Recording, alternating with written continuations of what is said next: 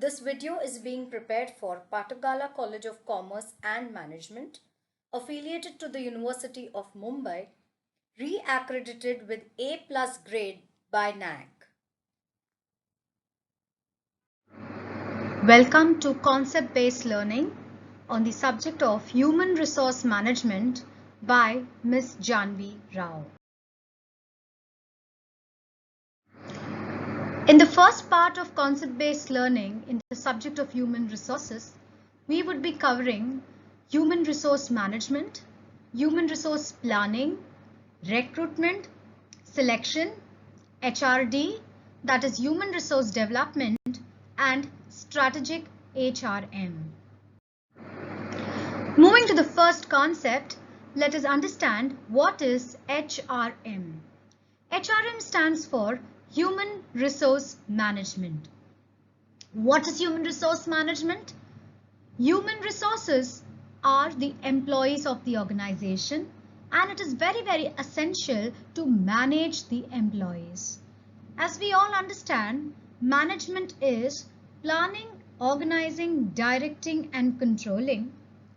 To add further, management of human resources includes even procurement, that is selection of the employees, developing them, giving them compensation in terms of salaries and wages, integrating all the functions of management, maintaining the human resources with us, that is retaining the employees, and it continues till the exit of the employees.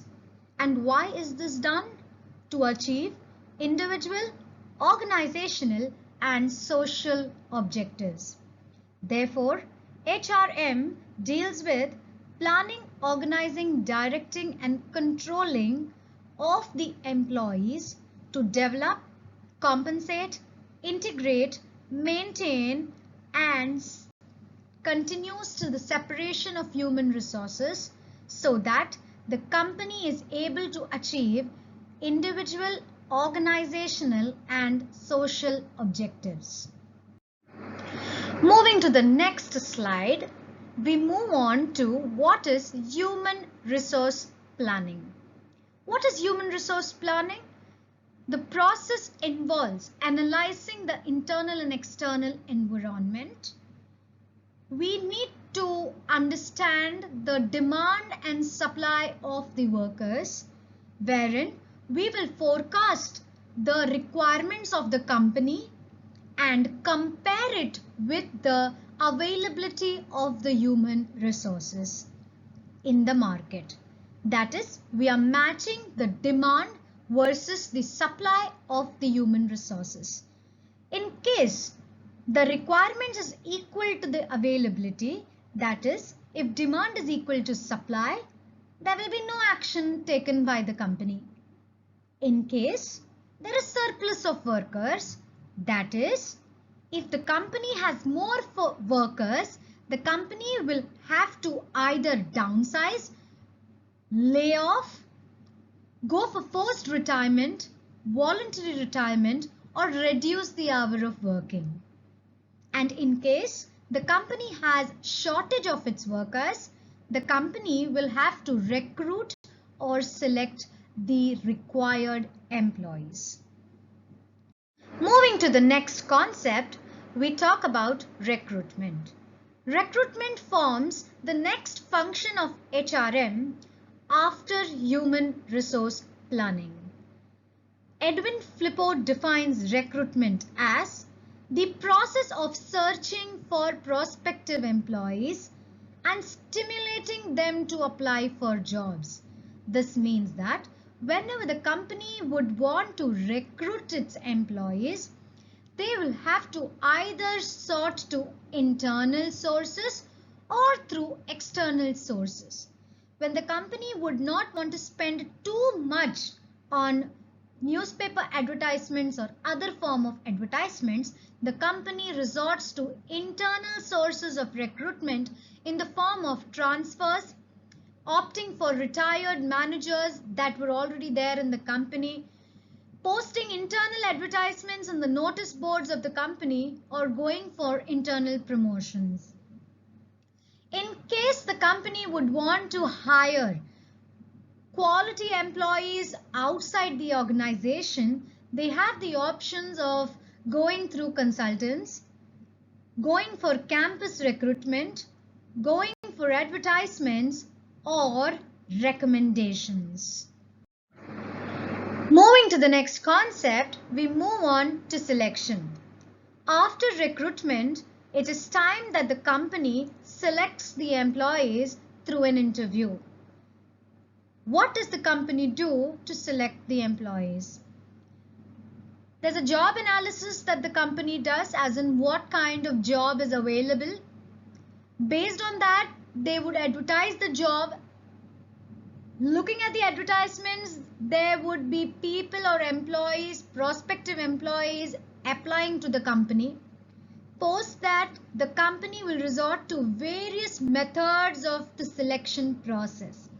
Considering today's e-world, the company also resorts to e-selection, that is, selection through the internet.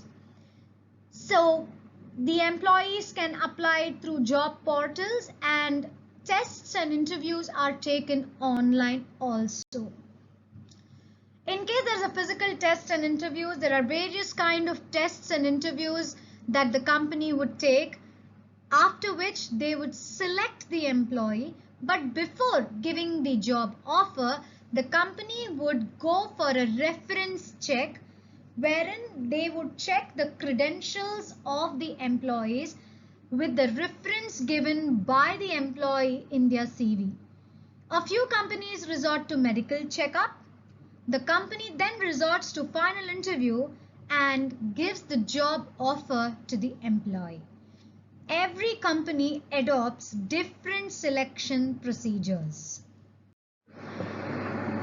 Going to the next topic of HRD. We have understood what is HRM. We are now going to understand what is HRD. There is just a difference between one word, that is management and development. Development, we would be covering three aspects, that is training and development, organizational development, and career development. Training and development is given to the employees so that they would improve their skills and attitudes that can be used in their job. Organizational development involves a lot of behavioral changes that the organization can adopt to involve employees so that the employees can have a positive attitude towards the various changes that take across in the company. And the third aspect of HRD includes career development. What is career development? Career development is the various steps that an employee goes through to enhance his career. Equal effort must be taken by the company to help the employees to enhance their career. Therefore, to sum up human resource development, it involves three major aspects: training and development, organizational development, and career development, and I popularly call it as TD, OD, and CD. Covering the next topic, that is strategic management. Strategic human resource management. What is the difference between strategic HRM and traditional HRM?